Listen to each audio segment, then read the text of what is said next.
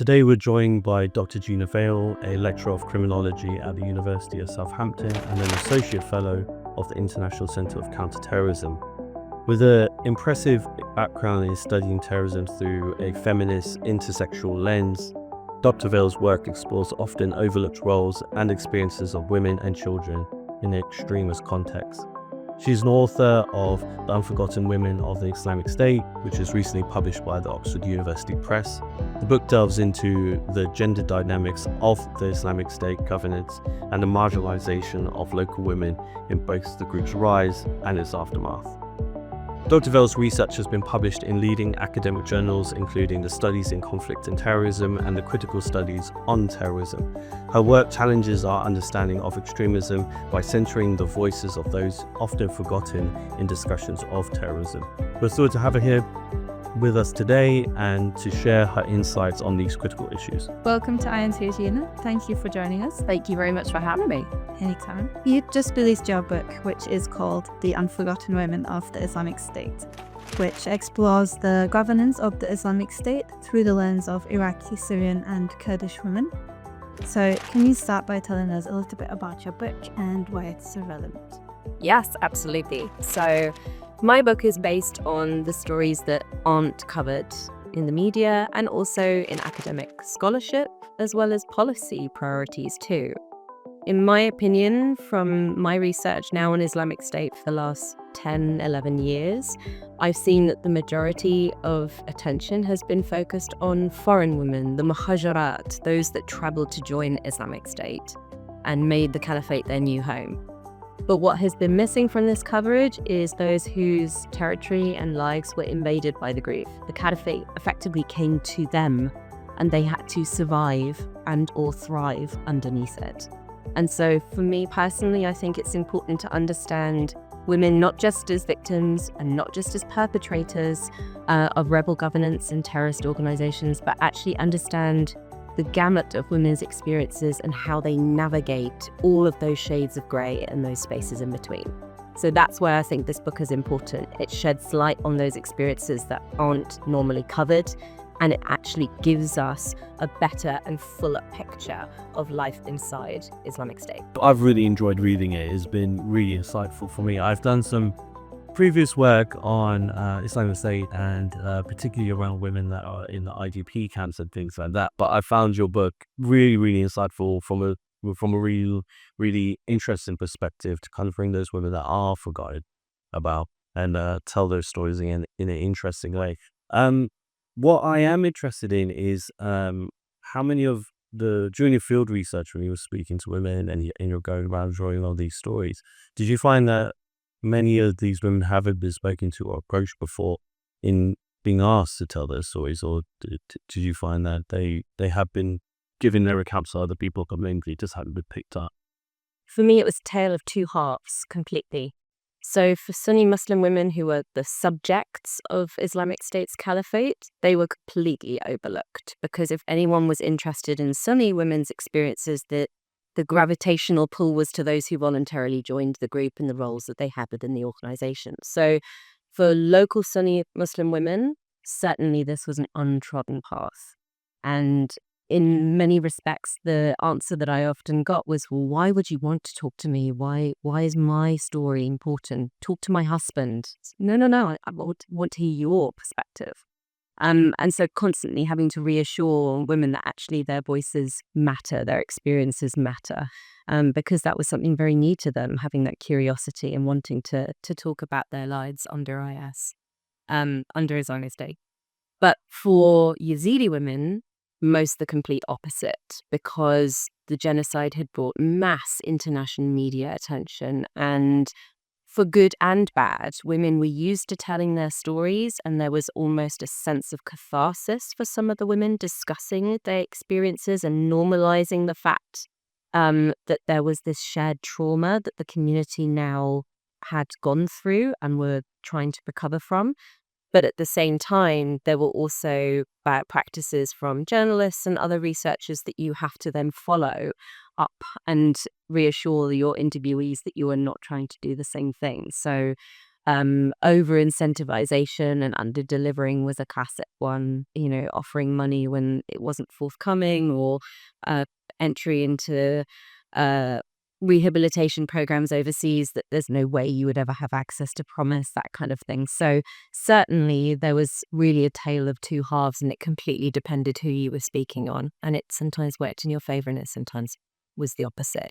That's fascinating. And I don't have too much of experience of kind of being a field researcher in that kind of environment. So I can only imagine what it must have been like for those women to kind of go through these experiences, have these interesting stories that they really need to be told to the wider audiences, but then be followed up with maybe experiences with journalists or other field researchers in the action ended up not being completely as honest as they wanted to be. I'm interested how you settled on the word unforgotten as a title as well, and what that means in practice. For me, there's two parts to it. The fact that women have largely been forgotten if they weren't part of the organization, i.e. if they weren't subscribed members. And of course, we can debate till the cows come home what that means for women. That's a whole separate conversation. But often women have been forgotten if they are civilians within the group rather than members. But my entire argument of the book is that Islamic State did not forget these women. In fact, the way in which the group gained access to territory, navigated control over different aspects of lives, different institutions, worked their way through different kinship networks, etc., was all navigated through the bodies and experiences and lives of local unaffiliated women. And so they needed women strategically in order to facilitate and legitimate their rule, their governance. So I was playing on this idea that whilst local civilian women's lives have been forgotten to the outside world, in fact, they were integral to this caliphate project that Islamic State was trying to build. Why do you think there's been such a mismatch in those sort of 10 years that have passed if the Islamic State worked so hard to actively and to remember these people, to work closely with them, and you say is to navigate those spaces through them? Do you think there's been a deliberate forgetting of local experiences, or is it an accidental byproduct of what we're discussing? I think it's two things. And across all of my work, I'm taking an intersectional approach, and these women sit at the intersection of the multiple different axes of their identities. So one is their gender. For women in the Islamic State, there was very little documentation about what individual women were going through on a day-to-day basis, apart from the official narrative of the group itself. So very heavy informational control. And therefore, what the outside world knew of what women did was solely based on the narrative of the group. So that's one side, is that I think the world already thought they knew everything there was to know about women's experiences. We don't need to ask anymore. They've wonderfully written it all down for us. Great. There's nothing more to ask. I think that's one side. And the other side is that immediately after the group's territorial collapse in 2017 and then through to 2019 in Barros, certainly the priority for the international community is what happens to the foreigners, the third-party nationals. The repatriation debate that we are still going through now has dominated discussion about the plight of individuals that are based now in refugee and securitized persons camps in northeastern Syria. So it's still the same debates time and time again where local women's lives and their stories are being eclipsed for the sake of foreign women. Yeah, and the foreign women you mentioned, I mean, some of them are, almost famous now because of the decision that they took to join the Islamic State. And I'm just interested in terms of what do you think the relationship was like between those foreigners who maybe came into the space of those local women who, as you say, the caliphate came to them. They didn't necessarily, some did that, some didn't, or join or make that decision. So what was it like for those two different groups of women, or is it too basic to say that it's two groups? Is there shades of grey, as you mentioned? The shades of grey throughout, the shades of grey in all of our lives, and it completely depends on the experiences of local women. Some women decided to stay at home for their own security, some decided to go out, and it was going out into public spaces that really you can see those interactions. we have to remember that Islamic State structured its caliphate and its new society based on sex segregation. So they created all-female spaces and institutions, hospitals, clinics, schools, universities, bureaucratic centers, all-female spaces. And therefore, it necessitated the employment of affiliated women. And often this would be highly educated, particularly Western women that are gaining employment and contributing to the cause by working within these institutions. And it was particularly within these spaces where you get foreign women who have come in. They are part of the governors. And then you have local women accessing these spaces for basic survival and meeting their daily needs as the governed. And it's in these spaces in particular where there is little documentation, but based on the stories, there's a wide array of interactions, some positive, some negative, and everything in between. One of the key areas that you spoke about that kind of draws my attention to is you talked a little bit about healthcare and the IS National Health Service or Health Service, which loosely and wrongly inspired by the NHS in the UK. And I was drawn to some of the experiences that you brought out in the book, talking about how women that IS was thrust upon them, right, in their environment, that they were already living in these cities or towns or local villages, and then all of a sudden IS just became the controller of their whole situation. And through the need of receiving healthcare, felt coerced into joining it.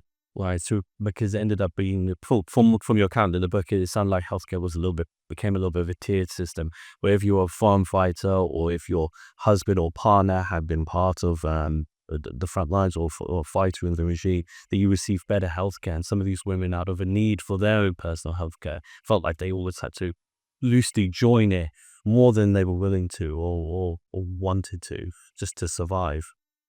And I was wondering what your thoughts were about that and how you found that. Yeah, absolutely. There was a tiered system, healthcare and education. So for healthcare in particular, anything basic from providing a registration card. So when you walked into the hospital, you had to have a patient identification and registration card. For the fighters, frontline combatants, and their families, that was free. And particularly if you were a foreigner, you got a discounted rate because you'd chosen to travel and join and buy into this idea of the caliphate. So you got a discounted rate on everything. For civilian women in particular, no, they had to pay money for this. And over time, those fees went up to compensate lack of income from other sources of revenue for the group. And slowly but surely, this bureaucracy became a sponge and it just squeezed the local population more and more. And this was directly felt by local women. So registration cards went up. They started to charge more for natural and cesarean births, for example. And in the book, I also talk about how there was a female doctor who was executed by the group because she was conducting cesareans seen to be unnecessarily as an option. And this was an expense and an act of rebellion that was not permitted by a local woman. So though she was a doctor, she wasn't affiliated in the fact that she didn't feel that she was part of the group. She was just conducting her job and taking care of local civilians as she always did. So the ways in which local women navigated spaces like healthcare, they could have been voluntarily gaining employment. Some of the stories I talk about women who have taken up jobs as cleaners, for example, within hospitals, and were treated terribly by managers who had zero experience in either management or healthcare, but by nature of the fact that they are women who have married into the group and normally very senior level militants, they had power in which to inflict psychological and in some cases physical abuses against the women who were working for them. And there's one particularly really horrific story of healthcare gone wrong.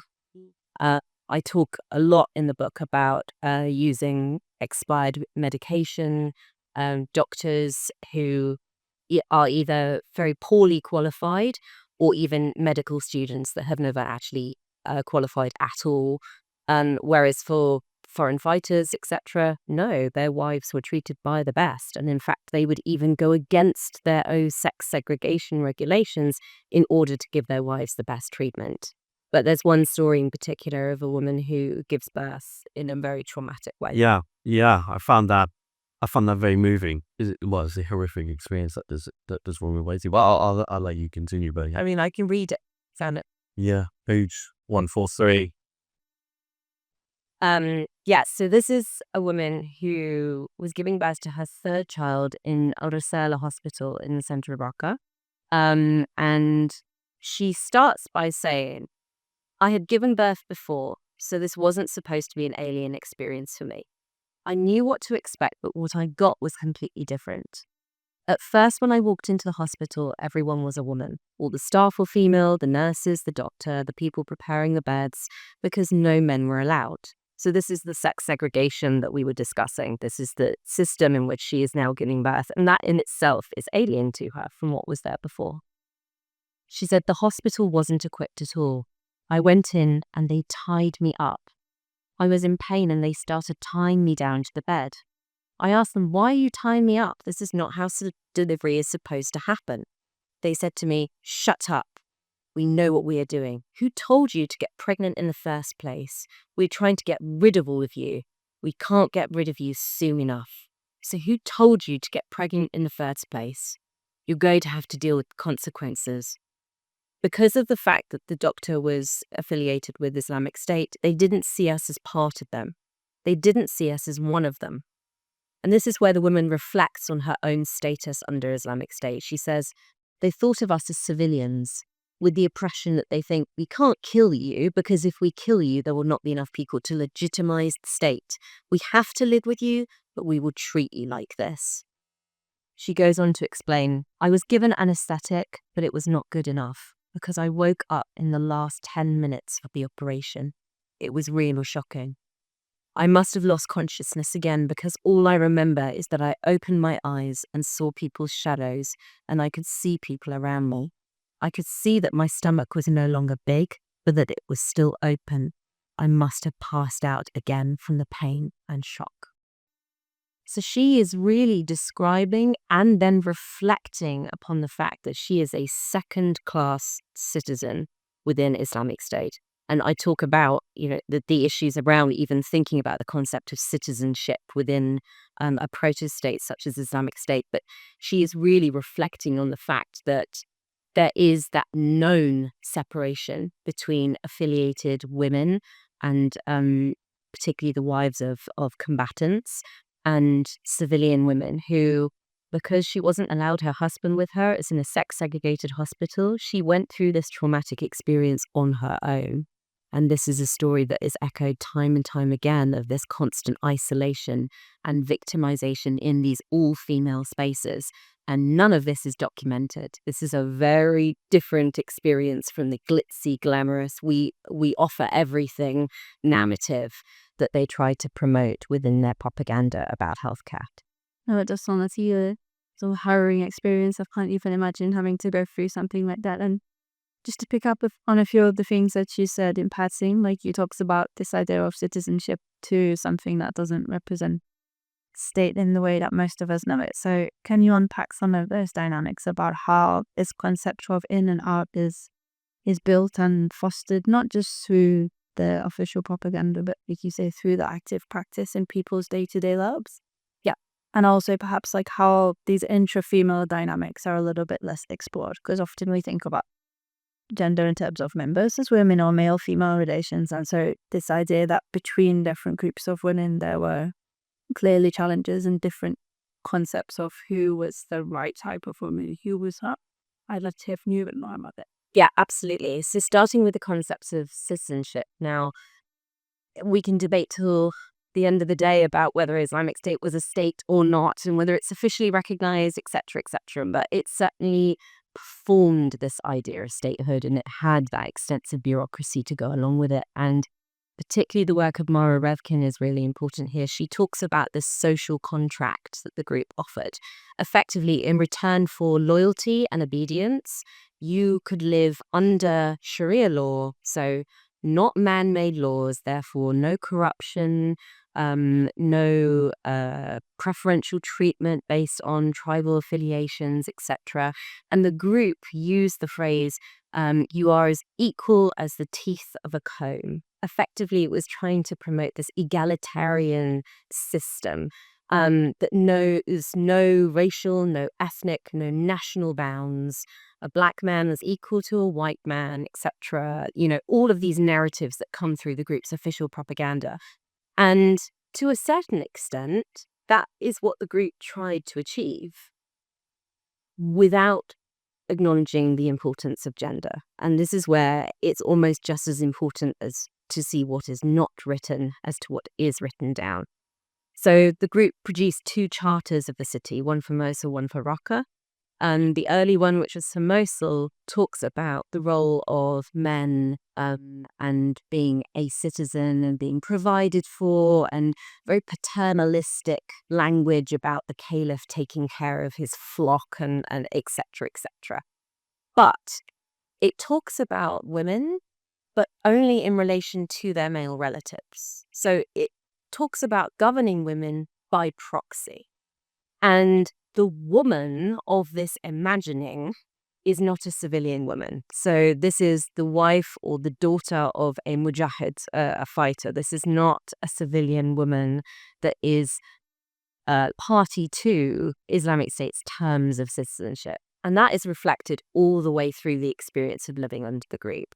So when it comes to, for example, we've discussed healthcare, the ability to go into a school, for example. If you weren't considered a citizen of the caliphate, you would have to pay for your education. Whereas for foreigners that had joined, no, education was free. It was daily life that was affected in all corners of life. If you weren't party to that contract as such, you were effectively purposely written out of it. So it wasn't just that you were forgotten, but you were deliberately omitted.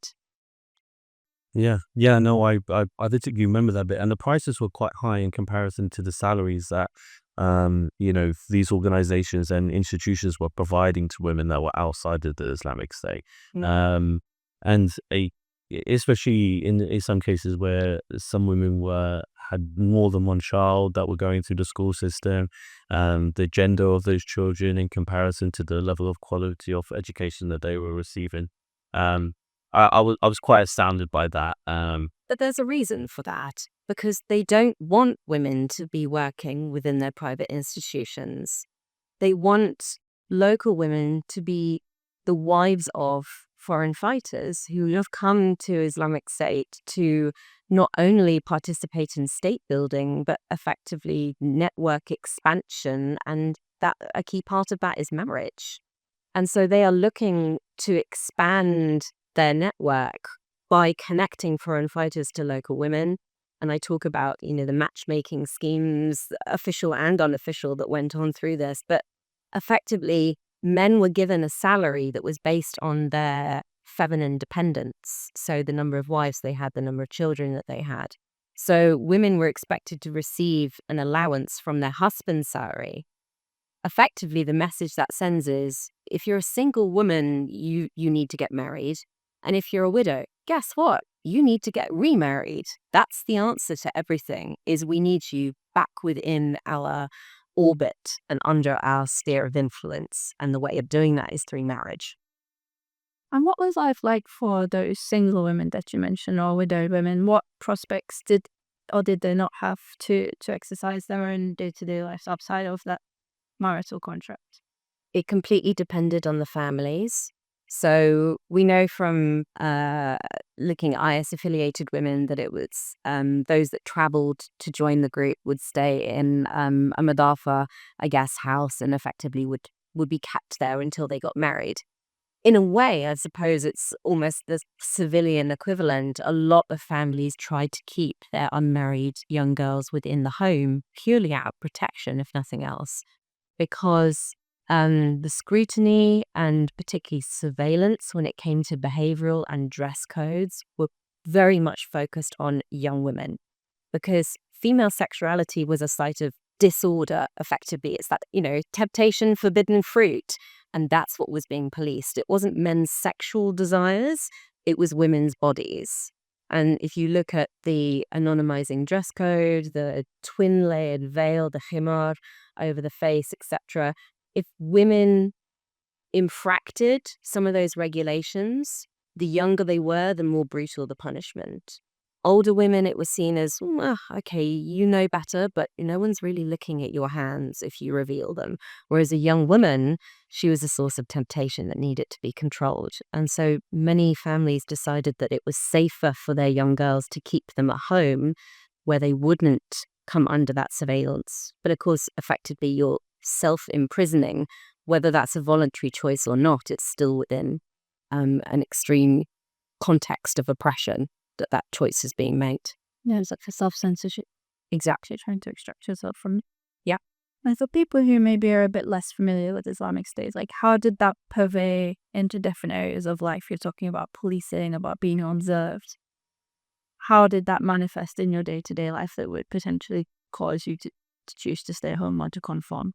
So many of the women talked about the fact that they would walk down the street and there would be all-female shops that they could go in, but then general shops that they couldn't. And then when they're walking along the pavement, they either had to be with a male chaperone or a group of women, and even over time, that avenue of freedom was closed down. So effectively, every movement that a woman had within a public space was watched. And very early on, before the declaration of the Caliphate, when Islamic State was Islamic State in Iraq, wal Sham, you had these mutawa who effectively were empowered civilian men who would watch over young women and making sure that they behaved accordingly. With the establishment of the Caliphate, so post-June 2014, you would have the establishment of the Hizba, the morality policing brigades. And they had 2 wings, male and female. So when you had the establishment of the female brigades, it meant that there was no public space that women could go into where they couldn't be watched. It created this all-seeing eye, effectively. There was nowhere to hide unless you were in your eye of home. And these women wielded extreme power compared to civilian women. They were the only women who could carry a firearm, the only women who could drive, the only women who could walk around unchaperoned after dark, etc. And they also had the power to corporeally punish other women. And so you hear stories of lashings or even worse in private that were perpetrated by these policing brigades, these female brigades. And so effectively, self-imprisonment was seen to be the best option if there's nowhere safe for you anymore, because they have now empowered other women to police you. That's exactly legitimated intra-female violence, that the only place you can turn to is the family home.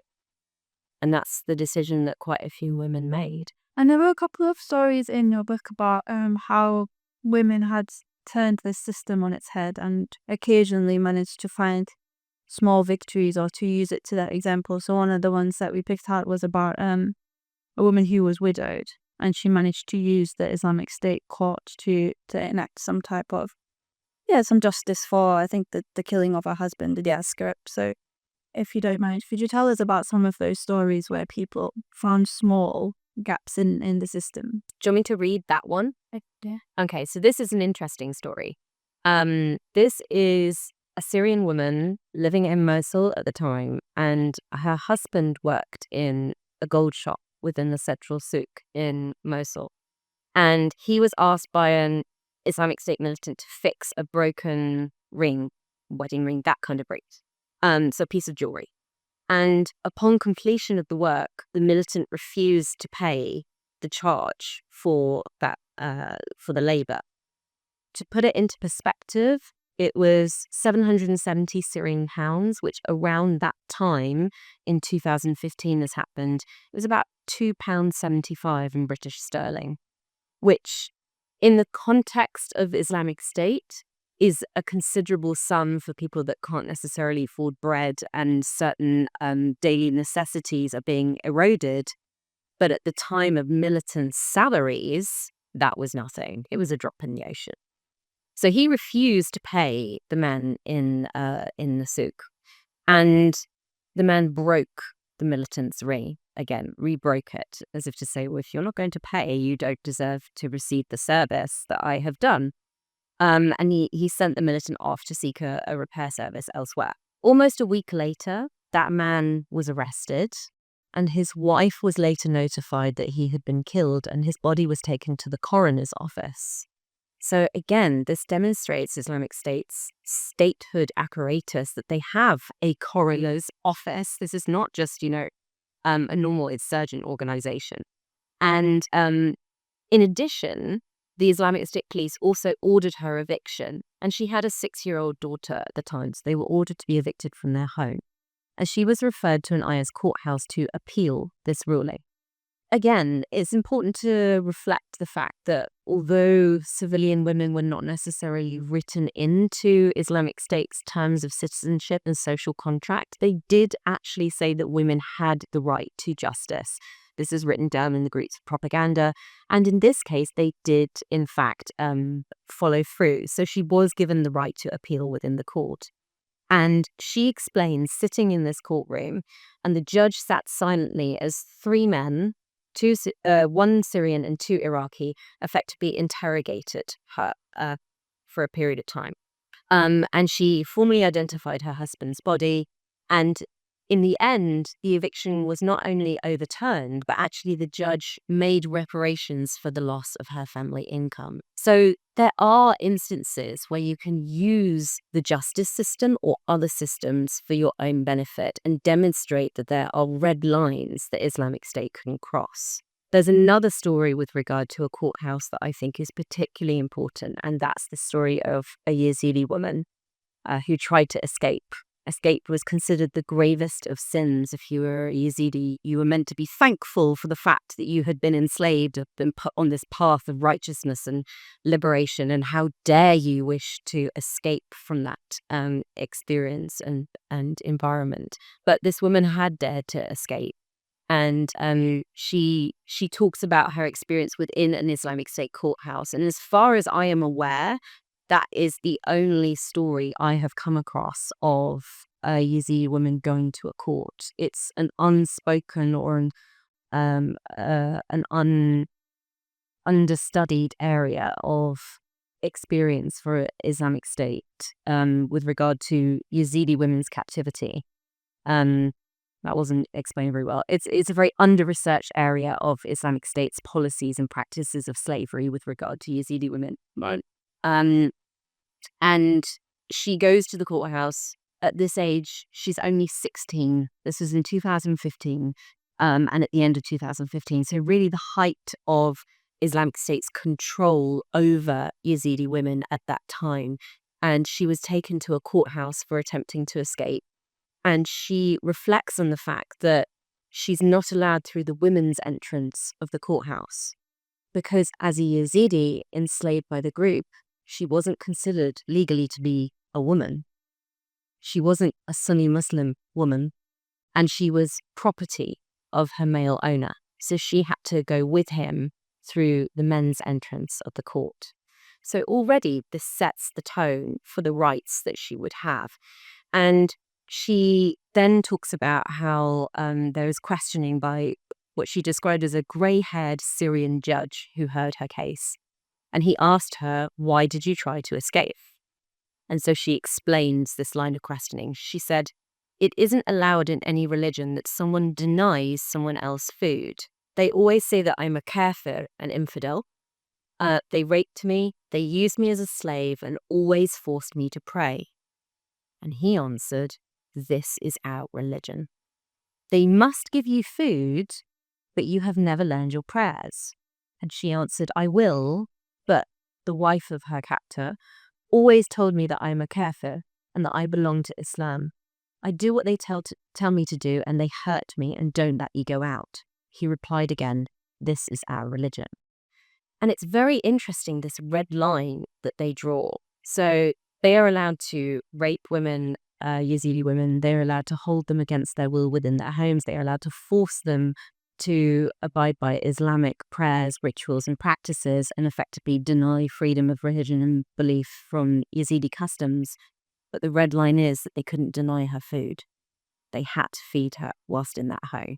And the result was that that militant was imprisoned. And I remember from the interview, the woman had a wry smile when she said, yes, and a few weeks later, that prison was bombed and he was killed. So justice was done. So it shows that women were able, in some cases, to navigate some sense of justice, even if just a small fragment of it, through the official systems and institutions that Islamic State put forward, in this case, the court system.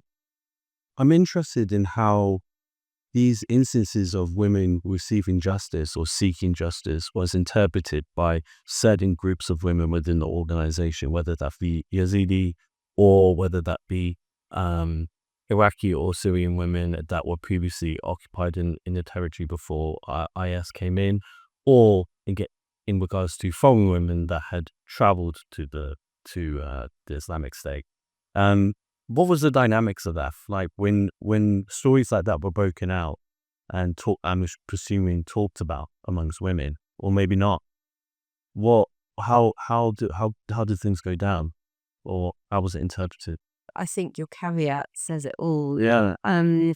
We have to remember that part of Islamic State's control over spaces and institutions was also over information as well.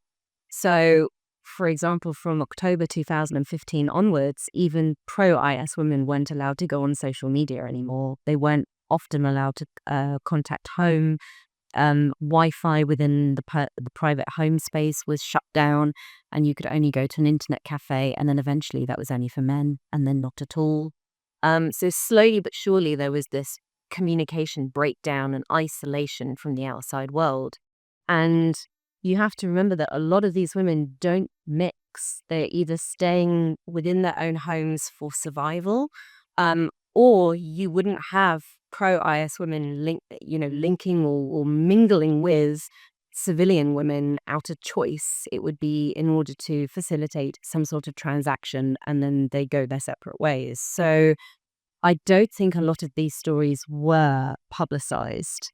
And certainly if they were, it was seen to be a victory of, well, Islam is merciful, our implementation of the Sharia is merciful. This is what we've been saying all along about our policy of slavery, that it's an honor bestowed in order to welcome individuals into the fold of Islam and expand Islamic dominion effectively. So this is exactly what we've been saying all along. Here's the evidence. I don't think it would be controversial in any way. There was always a spin that they could put on something for their own gain. Yeah, and we've seen that, and at Iron too, in regards to how they do media control and things like that. And it is quite shocking how effective their spins are of like instances or events that happen. I'm interested in, because you spoke about it a little bit earlier about the all women environments or spaces that were created.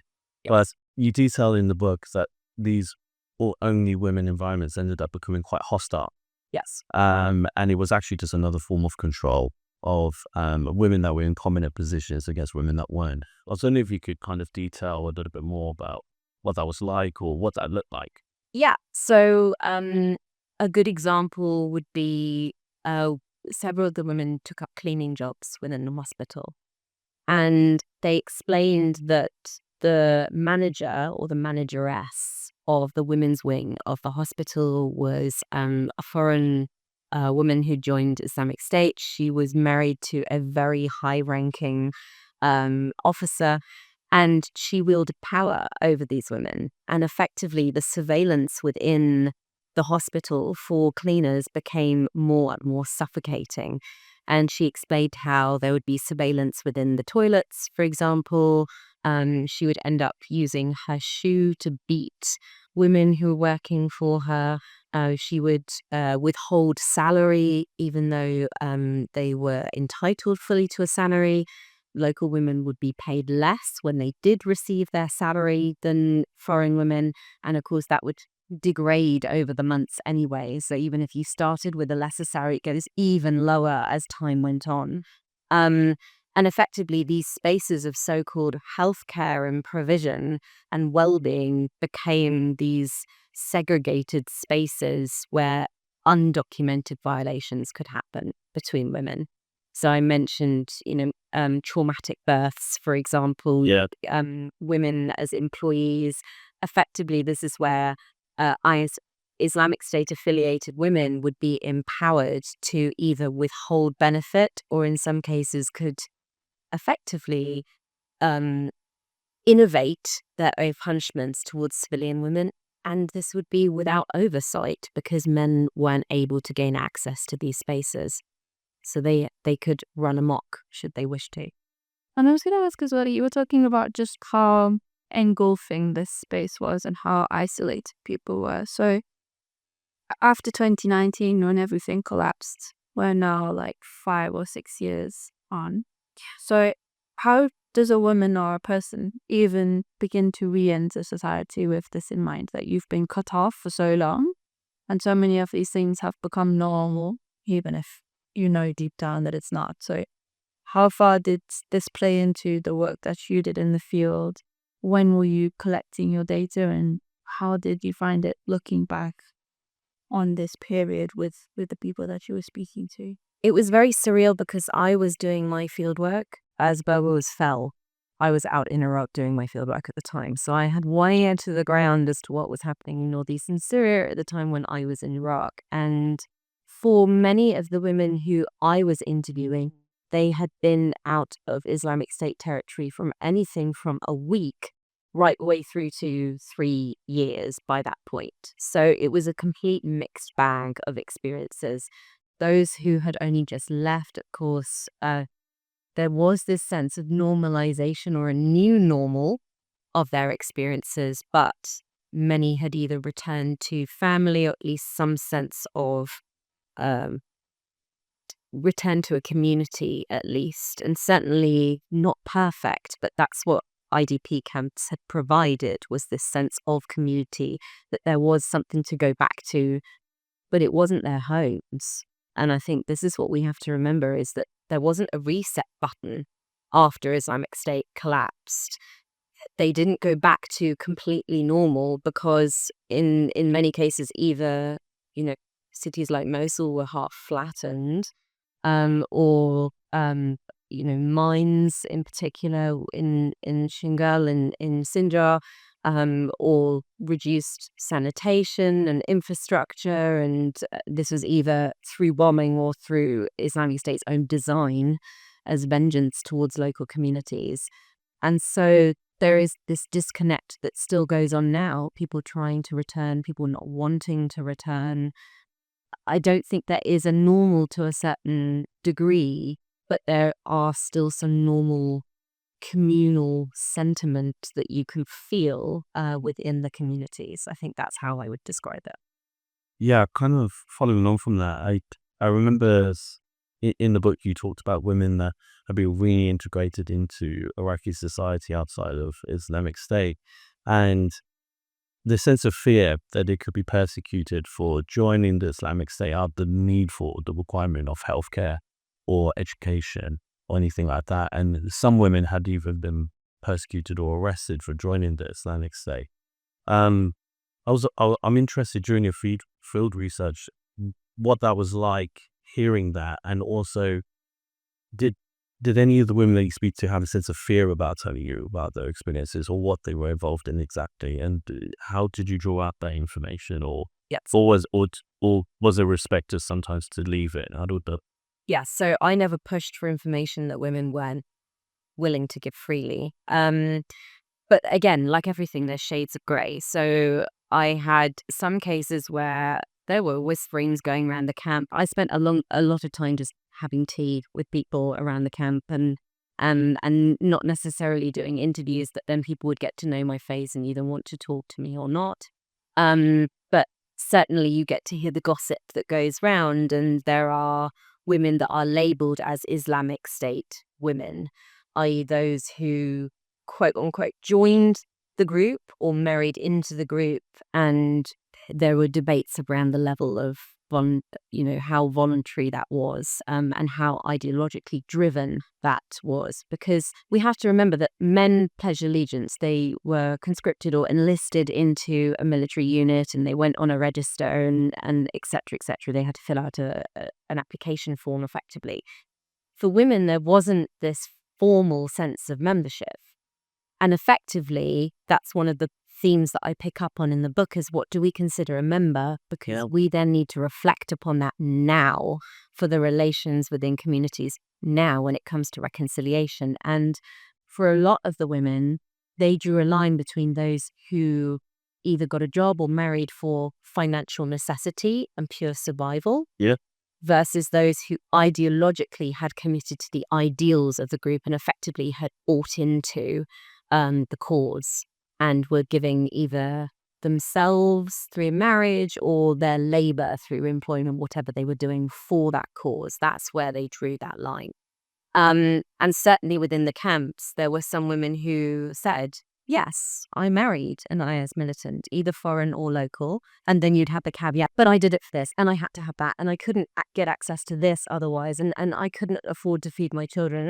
And you would hear, almost like a spiel that was coming out of reasons as to why they didn't. You could tell that they felt very uncomfortable with admitting that there was that connection through legal marriage. They were legally married under Islamic State to these militants.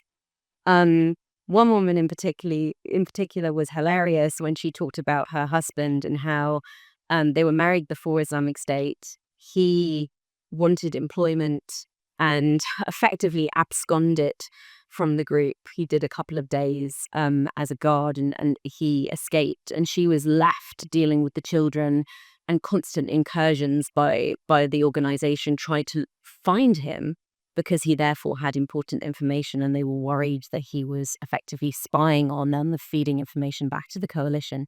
And she was cursing her husband, saying he got me into all of these problems, all because he wanted a wage for a few months' salary. I mean, for goodness sake, there were other ways to earn money. How could he do this to me? So yes, I'm an Islamic State wife, but do I feel like I'm belonging to the group? Absolutely not. And I hate my husband for doing it, and I've divorced him since. And she was really open about the fact that she had no interest whatsoever, and her husband made some really poor life choices. But you can counteract that with other stories of a woman who deliberately sought out to marry a foreign militant because of the money and the security that was available at the time. But of course, everything is transitory. And now she is labeled as an Islamic State wife. She'd spent time in prison because of that affiliation. And she really regrets the fact that she has got that affiliation. And that label is not only over her head, but over her children's heads too. And that will last for generations because of what has happened in the fragmentation, the marks and the shadow left on the community. So certainly there are some women who freely admit their affiliation, but with the knowledge that it was purely driven by survival. It's those that bought into the cause that are now seeing the consequences of that. Now the tables have turned and the group is no longer in control. I'm most interested in, for you as a researcher, you talk about not withdrawing information if people do not offer it voluntarily. Things about, I know you speak Arabic and things. So how do you as a researcher navigate this type of field research, this space? And I really like the way that you talk about the experience with the anecdotes of actually getting to know those people in terms of saying something with a smile or the emotions around the stories that they told you. So we're hoping that some of the people listening are researchers themselves. So what would you say to those who are listening about conducting that type of research? How would you do it ethically? And what types of considerations should the likes of you or I, who are from outside the space, think about when you go into a community like this?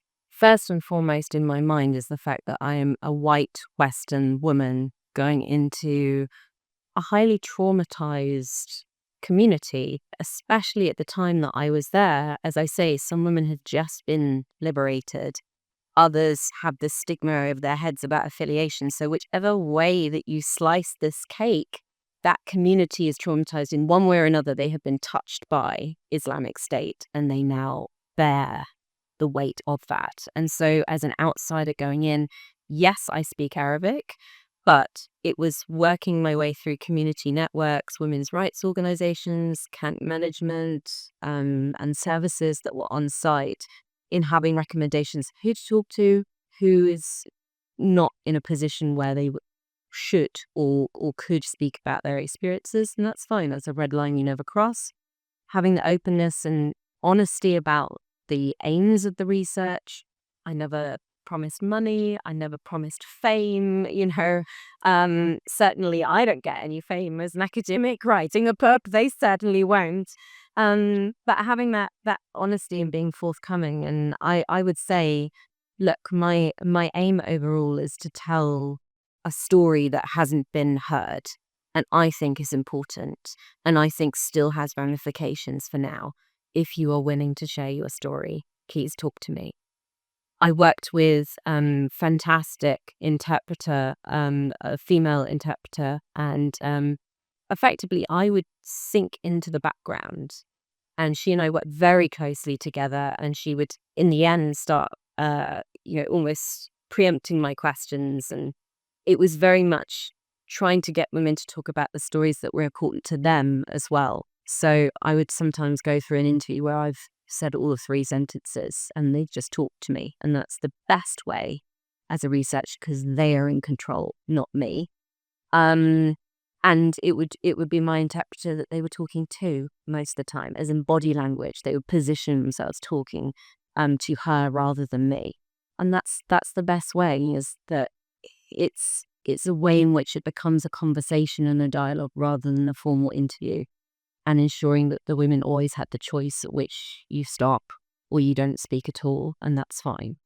And certainly writing very, very quickly if they don't wish to have their voices recorded for notation, just manically writing things down became the important skill. We must have had a huge amount of data. And how many interviews that you conduct, and were there any that you ended up having to keep to the side that potentially didn't make it into the book?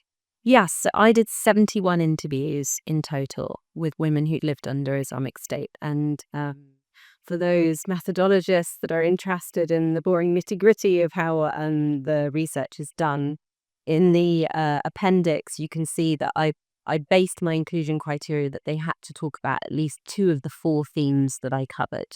So militarization of society, law and order, goods and service provision, and intervention in private life. And if they could talk about at least 2 of those, then they were included. And at the end was 63 of the 71 were included in the book.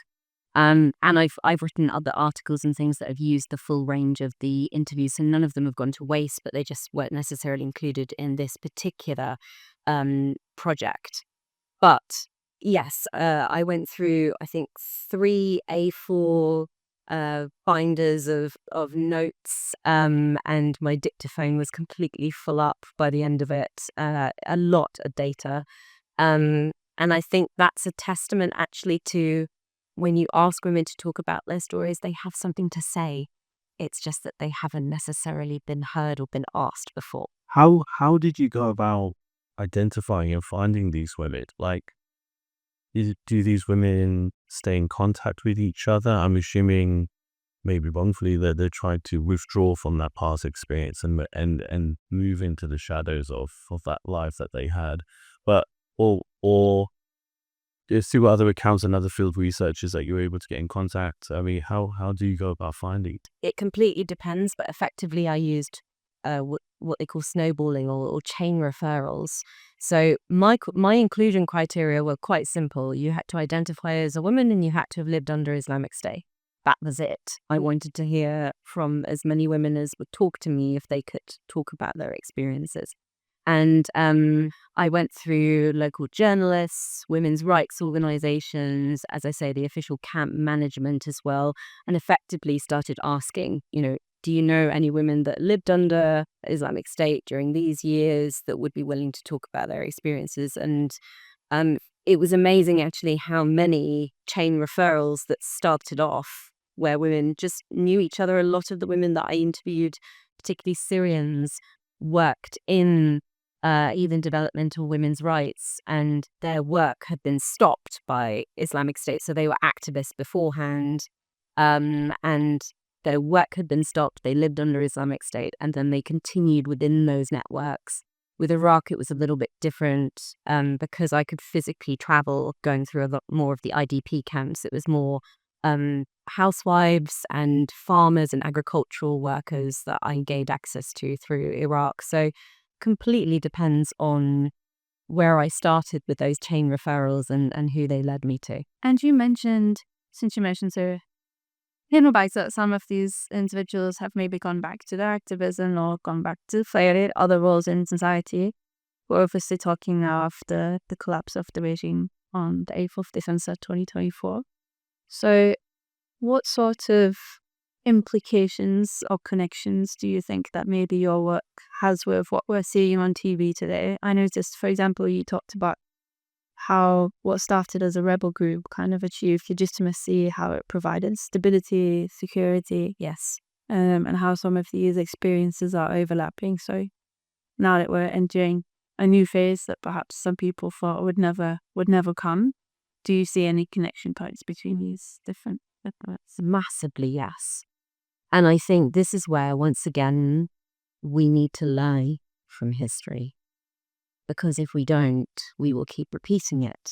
And this is why, when I originally started my PhD in this book project, I wanted to investigate primarily the impact of Islamic State's rule on local women. So economic impact, social networks, that kind of thing. And then I very quickly realized that actually we didn't know about their lives under Islamic State, let alone we couldn't talk about their long-term impacts if we didn't know what their lives were like to start with. And by doing this project, you can see how the group gained early legitimacy because they were responding to grievances, the need for dispute resolution, high crime rates in some cases, effectively the breakdown of the social fabric under Assad or post-Assad in some cases. And the group was providing that stability that the community needed. Now, of course, that stability very quickly turned into very repressive measures of societal control and regeneration, and that's the caliphate structure that we then came to know. But that early days, gaining of popularity and support is the wrong word, but consent to authority, I think is really important to remember. And that's effectively the situation we're in now in Syria, yet again, is dispute resolution, stability, airing, or at least acknowledging, not necessarily responding, but acknowledging to grievances is very important in the early stages of a new regime. It's then how those are navigated and whether those are navigated to further fragment society in the way that Islamic State did, or whether it's a way in which you can actually reconcile and build bridges across societal divides. That is going to be the greatest challenge for Syria now. And I think hopefully my book has shown that the fragmentation of society has such long-term consequences that we need to preempt that now. And we can learn from this in order to not let it happen again. Yeah, and it's interesting that IS and the Islamic State plays into the idea of areas of the Middle East and Africa that are in dispute and are in a lot of ways lawless in nature and accountability to governance. And I think that's a little bit part of the conversation about the change in regime in Syria as well, that underlying threat that IS could resurge again in those key areas, especially in locations that are disputed between the Kurdish forces up in the north and in regards to HTS's new territory that they've taken overall. And I wonder if for women that had previously been under the control of the Islamic State in these areas have been released from it subsequently, and then see this underground threat coming up again, if many would contemplate migrating out and causing like a different form of migration out of these areas once again, like almost that they've been subjugated, they've moved out of it, and now is kind of the threats there again, and if they're contemplating moving again. Quite possibly. And I think effectively my response to that would be we need to ask them themselves, because civilians' responses to waves of conflict can't necessarily be predicted. We think we might know where people would want to move to, or if they want to move at all. And people surprise us because it's underlying allegiances or priorities within their lives or expectations, or management of the situation by foreign as well as domestic actors. And we don't know. So I think that's a great topic for future research, is to actually talk to local Syrians now and understand how they're feeling towards the new regime, whether they feel hopefulness or not, whether they think it's going to affect them, their tribe, their community, their ethnic group, how it might affect them and what their responses would be. And I think only then can we start making evidence-based moves to support in the best way possible. And do you think that different generational divides have any play here? Was you spoken in passing about children who were impacted? I assume they were not necessarily the people you were speaking to, obviously for ethical reasons, but they've been in the background of this discussion. So given that, if you're growing up in Syria today, if you're under, 10 or 12 years old, you don't actually remember the origins of the civil war, or you might have been born under the Islamic State or under the Assad regime, but some of these things might be received stories rather than your first-hand experience. So do you think this has any or will have any play in the next couple of years as we start to have these discussions? Certainly. I think it's about the experiences you have and the context in which they are situated.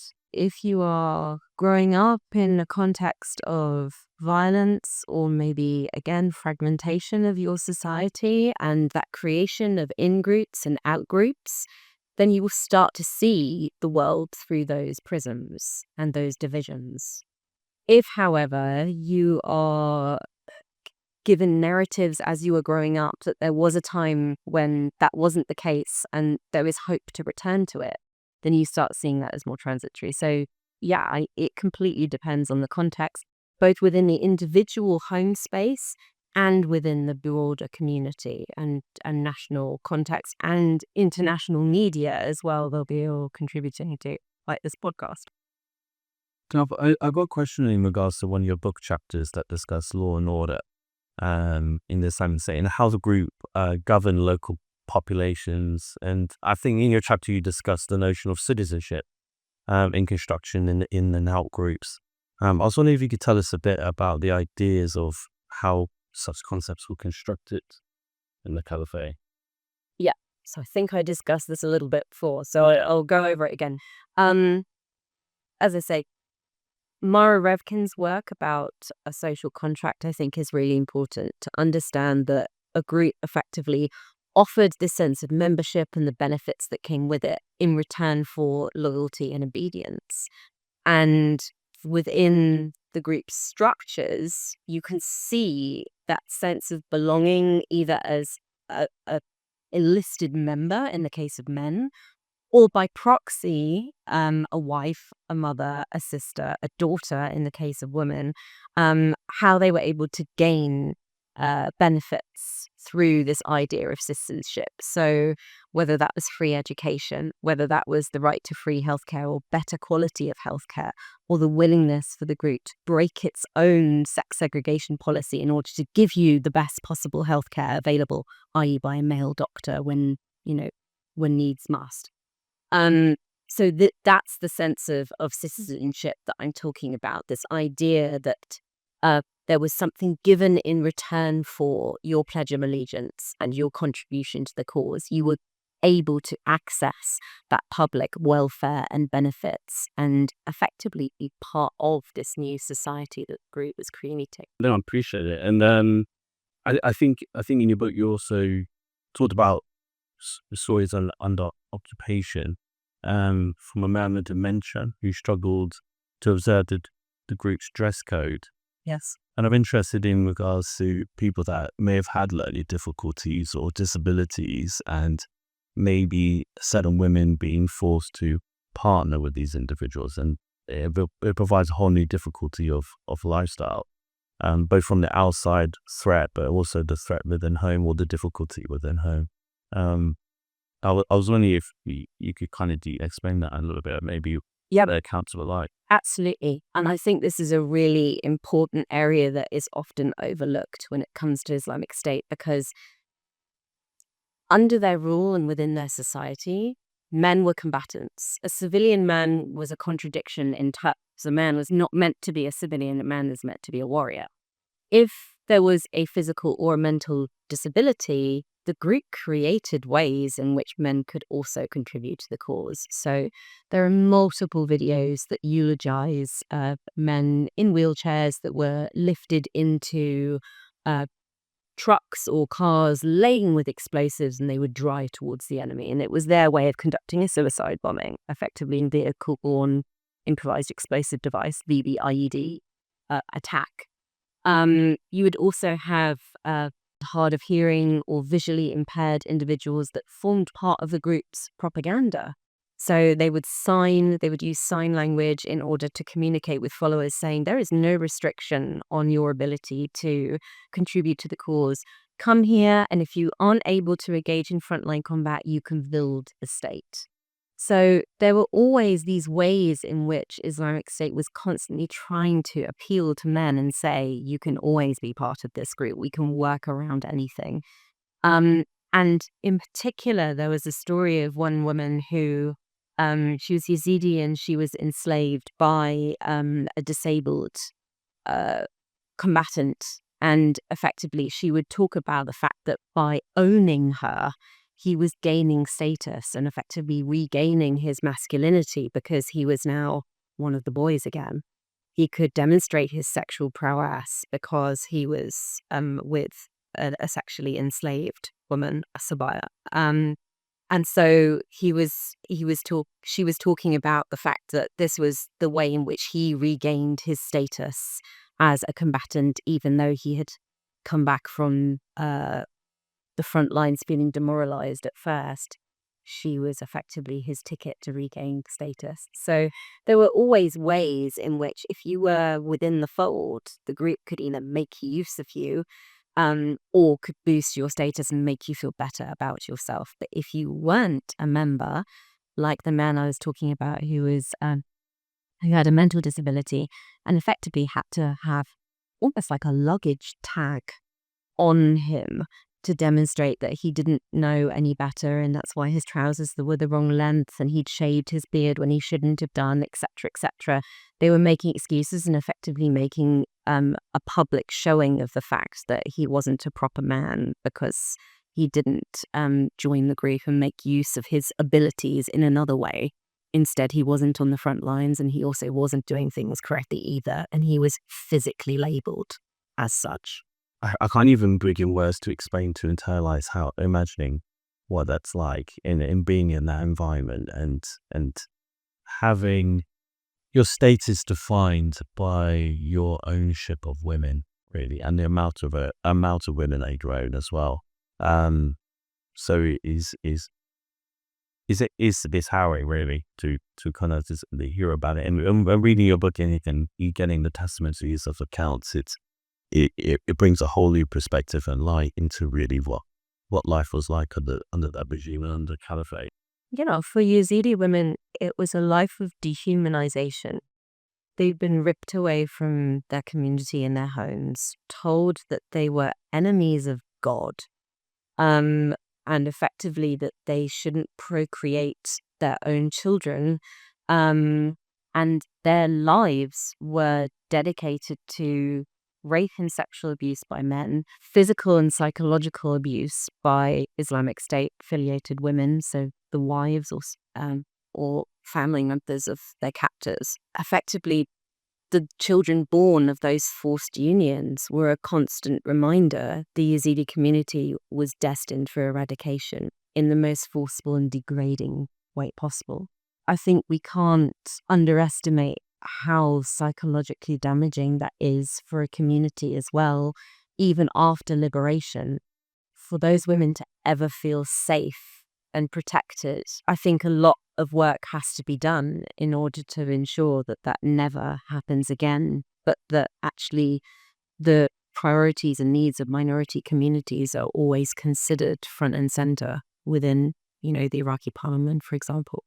I think steps like that are so important because we don't want this to happen again. I think that's very clear. But it's ensuring that, again, those forgotten voices and experiences actually have impact, that we learn from them and don't allow that ostracism and that vulnerability to become a source of further victimization in future. I guess the final question, in new field researchers or researchers that are looking to enter the field that may be at the start of their journey, i.e. first or second years undergraduates, though, that have been inspired by people like you to maybe pursue that a similar type of work, and to maybe particularly to young women that are looking to get into this field. And what words of inspiration would you give them of starting off, or what advice would you say about pursuing this line of work or this line of research? There are many things that I'd want to say back to myself when I first started this project. Beyond you're mad. I think first and foremost, it's be inquisitive, but also remember that you're dealing with people's lives in the most sensitive part of their memories, for good and bad. I think it's important to say that the stories of these women's lives are harrowing and saddening, but also demonstrate great strength and resilience, and they are awe-inspiring at the same time. And so there are glimmers of light in this very dark project and book. And I think that's worth remembering, is to celebrate the good as well as commemorate and work through and process the bad. I think practically one of the most important things is to work with local communities. So you're putting local communities first. You are responding to those needs. You are responding to advice. You are making sure that you are working with communities so that, for example, funding that comes from this research goes to local communities. You're working with interpreters or drivers or whoever it is on the ground, that the money is going to them and is going for the benefit of local communities too. And also for self-care as well, because it's not easy working on these topics. I mean, we're discussing them around this table and it's kind of our bread and butter, working on conflict-related issues, but nothing really quite prepares you to sit one-on-one with a woman talking about rape, talking about forced miscarriages, talking about forced abortion, talking about the loss of their children, talking about family members that they will never see again, that they don't know where they are, almost asking you for answers and hoping that you've got them, and you have to say, no, I don't know any more than you do about them, I'm sorry. And you have to prepare yourself for that. It's not just for the period of the interview too, it's years after, dealing with these stories again and again and again. So I think researcher self-care is also really important, remembering that we are the caretaker of some of these stories and we have to treat them in an extremely sensitive way that maintains the dignity of our interviewees, but also is safe for us and our own welfare too.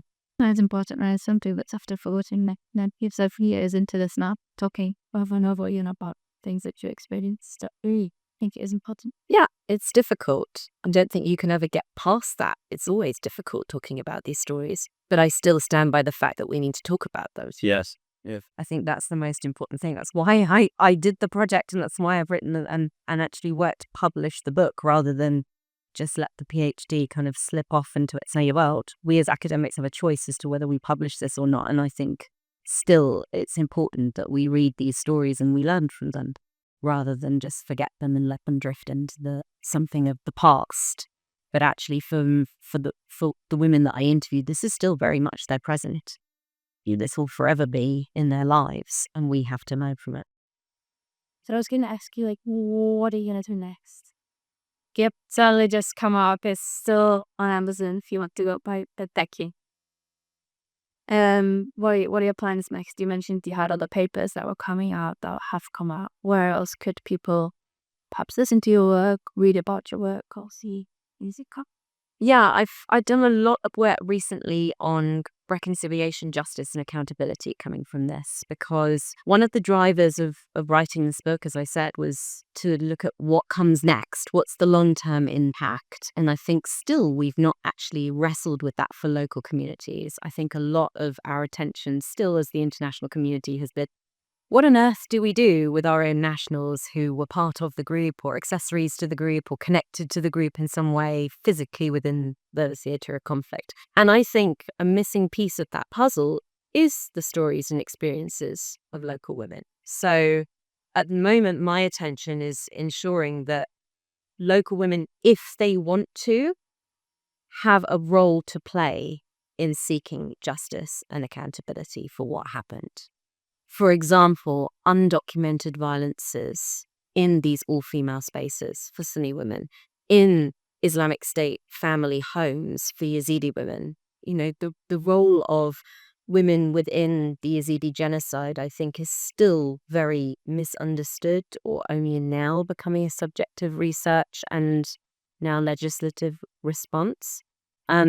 And I think local communities have such a role to play in providing vital victim witness testimony, vital evidence that we don't have, because we can't assume that life inside Islamic State was according to Islamic State propaganda. And that's an obvious thing to say until somehow we get to the issue of women's lives, and somehow we've just done and dusted. Oh, good, so we know what women did and didn't do. Well, no, we know what the party line is. We don't know what the reality is. And particularly for Yazidi women, when I interviewed them, they knew the name of every single militant and the wife that held them within their homes. They know their names years afterwards. That's seared on their memories. And if these women want to, I think there needs to be a way in which they can play an active role in seeking justice for those crimes. This blanket membership prescription and prosecution for this idea of just being a member of Islamic State. Yes, it might provide swift justice, but it's not meaningful justice. So that's my next topic of work, is really looking at how we incorporate local women and local families into meaningful justice and long-term positive change so that people can move forward. Inspiring. And yeah, and thank you, Gina, for coming on and speaking to us today. And to all our listeners and people that may be watching visually, please pick up and have a read of The Unforgotten Women of the Islamic State. It is a very interesting read. I'll be sure to pass this around to my friends and co-workers, as well as go straight onto our High-Into library bookshelf for others to pick up and have a look and have a read. But thank you again for coming on and explaining your work and your story. And hopefully in the future we can have you on again and speak to you about different areas and topics as well. Yeah, please. Thank you so much. I really enjoyed it. And I'm really grateful that you've given a platform to talk about these stories. So I appreciate it. Thank you. Yeah. No, thank you. Thank you.